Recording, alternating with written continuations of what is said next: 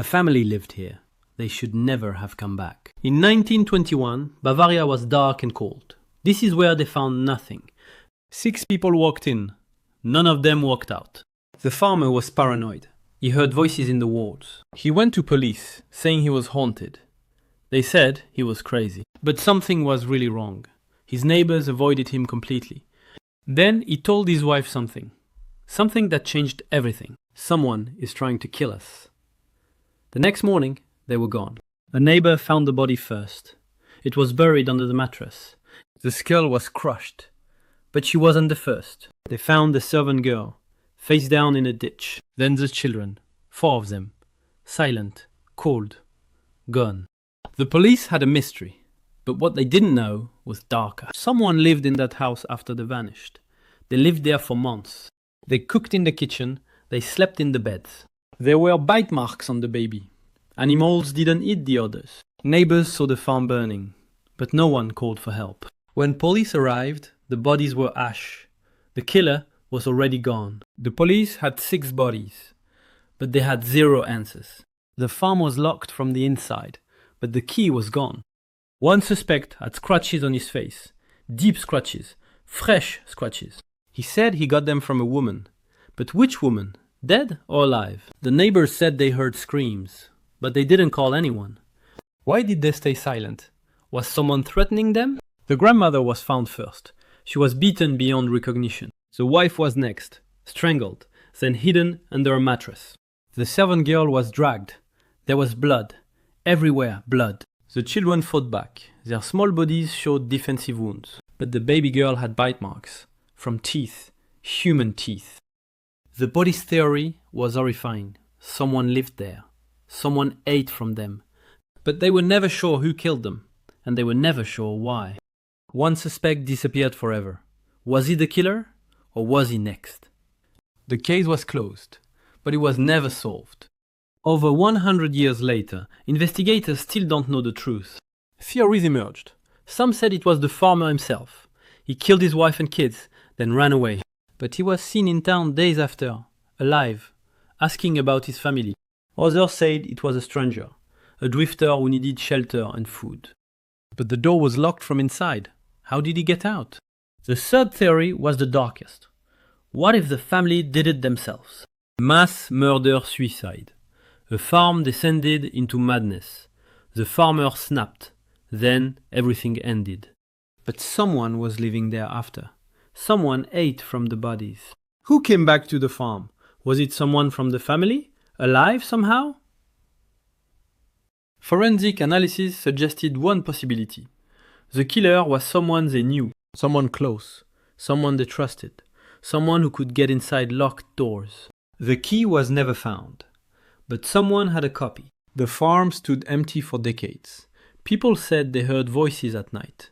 Children said they saw shadows moving, shadows that weren't there. But there was no scientific explanation, just an old empty house and a story. Decades passed. The farmhouse was torn down. It became the most famous unsolved case in Germany, the case everyone asked about, but no one knew the answer. DNA testing was done on remains. It revealed something impossible, but even science couldn't solve it. The mystery stayed a mystery. Now there's just a field where it was, an empty field, and a story that won't die. Historians still debate what happened. Some say they'll never know. But psychology offers one clear answer. The farm was never just a farm. It was a pressure cooker.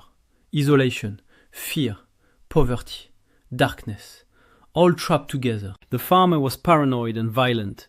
His wife had no escape. The children learned cruelty from birth. It was normal to them. When winter came, everyone was trapped. No one could leave. Not for months. Food ran low. Tensions rose. The farm became a prison. And then the violence escalated. One person snapped. Maybe it was an accident first. Then it became murder. Then it became survival. They had to hide the bodies, the smell, the evidence, the truth. Then came the hunger. Real hunger. Desperate hunger. And when people are desperate enough, they do things they can't explain. Maybe someone ate, just a little, just to survive. Or maybe it was cruelty. Maybe someone enjoyed the power. The truth is, nobody really knows. And that's what makes it so terrifying. Because the worst thing is not knowing, not having answers, living with questions. The Interkaifeck farm is gone now, but the questions remain, alive, demanding answers. And every winter, when snow falls on that empty field, someone remembers, someone wonders, what really happened? The bodies were never identified perfectly. Even science failed to solve it completely. There were rumors of curses, of paranormal activity around the location. But there were no ghosts, just a story too dark to forget.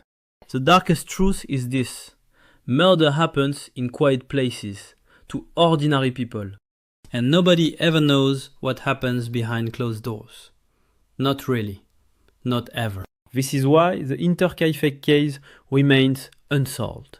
Because the evidence points everywhere and nowhere. Guilt spread through the whole farm. Maybe everyone was a little bit responsible. And maybe that's why nobody talked. Not for decades, not even now. The farm kept its secrets, and the countryside learned to keep secrets too. What we know is bones and blood. What we don't know is why. Why would someone eat another human? Because they were starving? Because they were evil? Because they were broken? All three are possible. All three are true. And that's what makes humans terrifying. Because anyone could become that, if pushed far enough, if desperate enough, if broken enough. That's the real horror of Interkaifeck. Not that it happened, but that it could. To anyone, anywhere, on any winter night, in any quiet place, with any trapped people. The Interkaifeck farm is gone, but the question it asks will never go away. Are we the victims or the killers? Are we the innocent or the guilty? Nobody really knows, and in the darkness, that question lives forever. The Interkaifeck mystery remains unsolved, but maybe that's how it should be. Because sometimes the scariest thing isn't knowing what happened, it's knowing it could happen again. This is the story nobody wanted to tell, but everyone needs to know. Because the more you understand darkness, the better you can protect against it. The Interkaifeck farm taught us something. Evil wears ordinary clothes. It lives in ordinary people, in quiet houses, on cold winters, when nobody's watching. So if you live somewhere quiet, if you know someone who's dangerous, remember Interkaifeck. Because silence killed that farm, silence killed that family. If even one person had spoken, everything would be different. So this story is a warning, and a call, and a plea.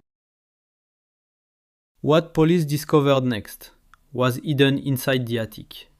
Something was living there, watching them, all along. And in the next part, the real face of the killer will be revealed. Subscribe now, like this video, because part 2 will show you the truth they tried to hide.